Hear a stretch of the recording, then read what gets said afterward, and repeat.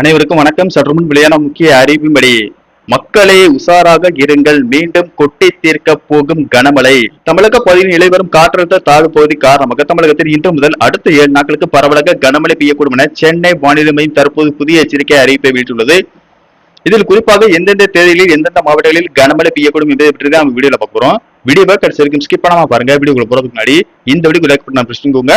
வாங்க வீடியோக்குள்ள போகலாம்.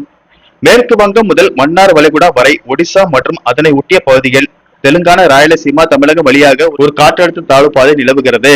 இதன் காரணமாக தமிழகத்தில் இன்று முதல் அடுத்த 7 நாட்களுக்கு பரவலாக கனமழை பெய்யக்கூடும் என அறிவிக்கப்பட்டுள்ளது.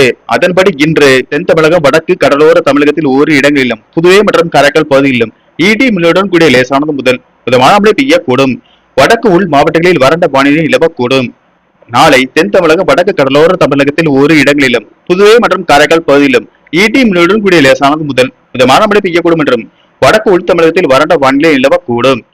9ஆம் தேதி மேற்கு தொடர்ச்சி மலை மாவட்டங்களில், தென் தமிழகம், வடக்கு கடலோர தமிழகத்தில் ஓரிரு இடங்களிலும், புதுவை மற்றும் காரைக்கால் பகுதியிலும் இடி மின்னலுடன் கூடிய லேசானது முதல் மிதமான மழை பெய்யக்கூடும்.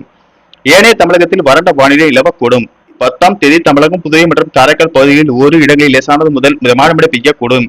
11ஆம் தேதி முதல் 12ஆம் தேதி வரை மேற்கு தொடர்ச்சி மலை மாவட்டங்களில் ஓரிரு இடங்களிலும் லேசானது முதல் மிதமான மழை பெய்யக்கூடும் என்றும் டெல்டா மாவட்டங்களில் ஓரிரு இடங்களில் மற்றும் காரைக்கால் பகுதியிலும் லேசான மழை பெய்யக்கூடும். ஏனைய தமிழகம் மற்றும் புதுவையில் வறண்ட வானிலை நிலவக்கூடும். 13ஆம் தேதி மேற்கு தொடர்ச்சி மலை மாவட்டங்களில் ஓரிரு இடங்களிலும் லேசான மழை பெய்யக்கூடும். ஏனைய தமிழகம், புதுவை மற்றும் காரைக்கால் பகுதிகளில் வறண்ட வானிலை நிலவக்கூடும்.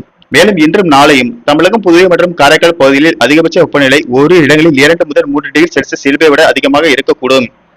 9 முதல் 11ஆம் தேதி வரை தமிழகம், புதுவை மற்றும் காரைக்கால் பகுதிகளில் அதிகபட்ச வெப்பநிலை இயல்பை ஒட்டியே இருக்கக்கூடும்.